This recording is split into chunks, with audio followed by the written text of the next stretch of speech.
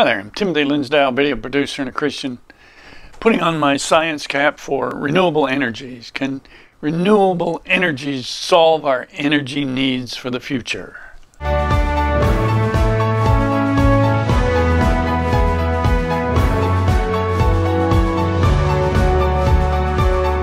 Like and comment on my videos, subscribe to support my channel if you would, that'd be terrific.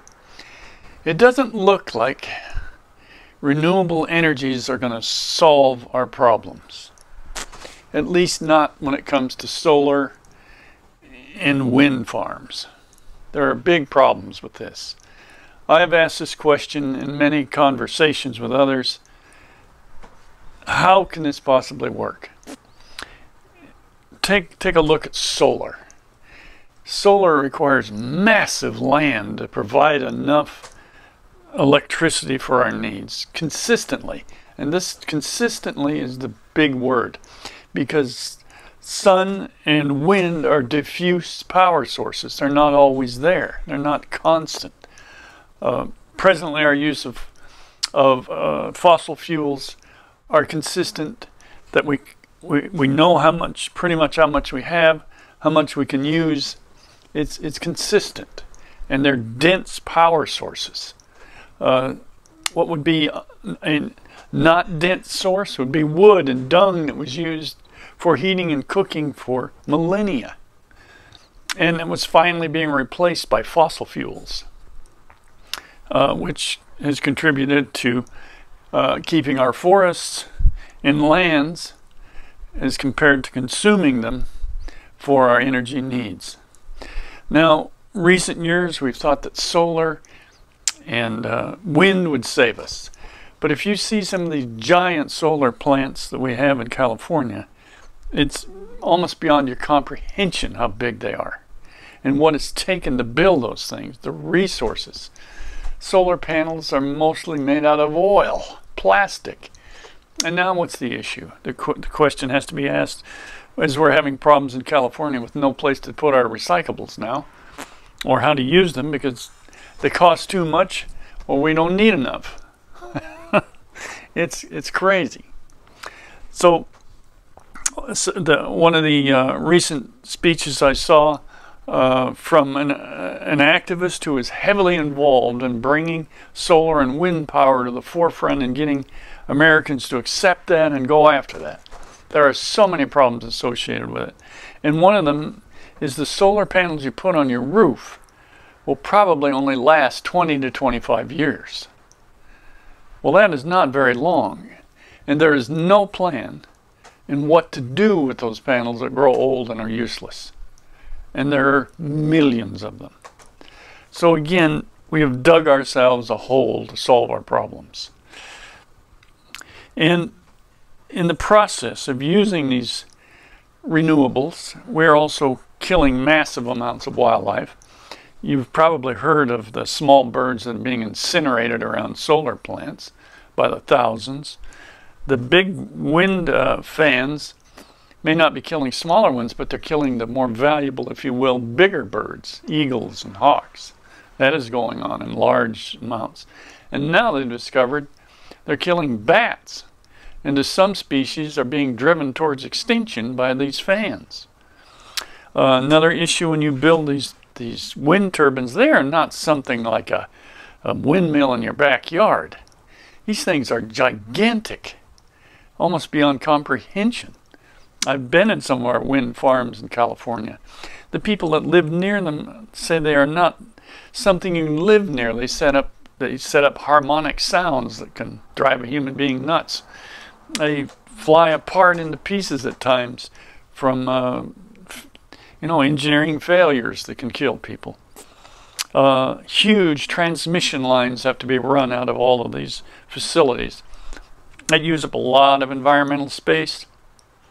And the metals that have to be produced for power lines, for those fans, for the solar farms. It takes a massive amount of energy to produce these items that you use.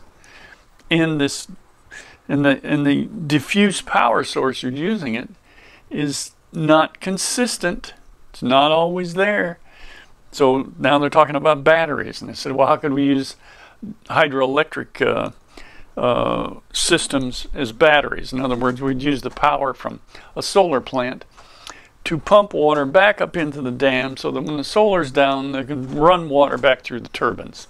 And it just gets crazy because most of the dam structures won't work well that way, or won't work at all, let alone all those transmission lines you got to feed to the... You not only have transmission lines coming out of the dam, now you're going to have them coming back in massive, massive projects and more massive use of resources to make these things. So it goes on and on. One of the things mentioned about filling the deserts with solar panels. People think, if you haven't been here and been to the desert, it's not just dead sand forever. It has animals and wildlife in it. Bighorn sheep, deer, antelope, tortoise, all kinds of different birds and small wildlife. And you make a solar plant, you are clearing the land. You're not leaving anything out there. Plant life, nothing for that plant. So in the process of thinking we're solving our energy needs, we're just digging a deeper hole. And now they're finally coming back to nuclear. Yes, there are fears of what nuclear accidents can do.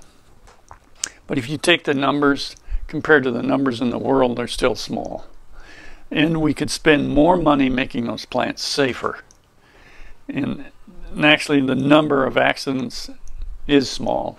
Catastrophic in some cases, like what happened in Russia, yes, but they were stupidly operated. And we could put more effort into them to make them better. The amount of waste they produce is small. The amount of fuel. You know what a Rubik's Cube is? The amount of uranium you would need to power all of the energy you as an individual would need for a lifetime would fit in that cube. That's a source that we have that would give us the power we need. And what's going on in Europe right now, France has 75% or more of their energy from nuclear. Germany is now re-looking at that because they've had to start to use more coal as they shut down their nuclear. So that we're digging a hole trying to solve our problems and digging it deeper and deeper. My question all along had been, what kind of resources are we going to have to use to replace our energy needs with solar and wind farms that are diffuse energy, that's not always there, it's inconsistent, so you're always going to have backups. And that's where they're talking about batteries, and I've already mentioned that about hydroelectric. There was a place in California where they were storing natural gas underground. It broke and leaked, pouring huge amounts of natural gas in the air, creating tremendous problems of evacuation and safety issues where you had to move people out of the area, and the chance of igniting that, which would have been horrendous. I have spoken before on another energy source, and that's waste material, and that can be burned, and it can be burned safely, and it is being done in the U.S. right now with 70 to 100 plants that are operating, that have learned through the process of research on how to scrub the after effect of what you've burned, how to scrub the particulates and the chemical issues and dioxins out to make them much safer to use. Very important. So it finally comes down to this. If renewable energy can't save the world, can't save the climate, I should say, are we going to let it destroy the environment? And that's actually what we're doing. We're functioning simply from emotion rather than logic. And that's what much activism becomes. It's just emotion. So we dive into these things. The government pumps, they've spent something like $150 billion paying companies to develop and make this stuff. And there we are, spending a lot of money really quickly, recklessly, not really knowing the outcome, and now it's starting to become visible that this is not working. We have to take a look at nuclear, which turns out to be one of the cleanest ways to develop energy. And we're still going to produce waste. We need to understand what that technology could do for us also. So we really need to think through these things and think through them intelligently, not emotionally. And emotion leads us into trouble. And it's a difficult thing. So let's get busy. Let's get out there, learn what we need to learn, do what we need to do, and make it a great day.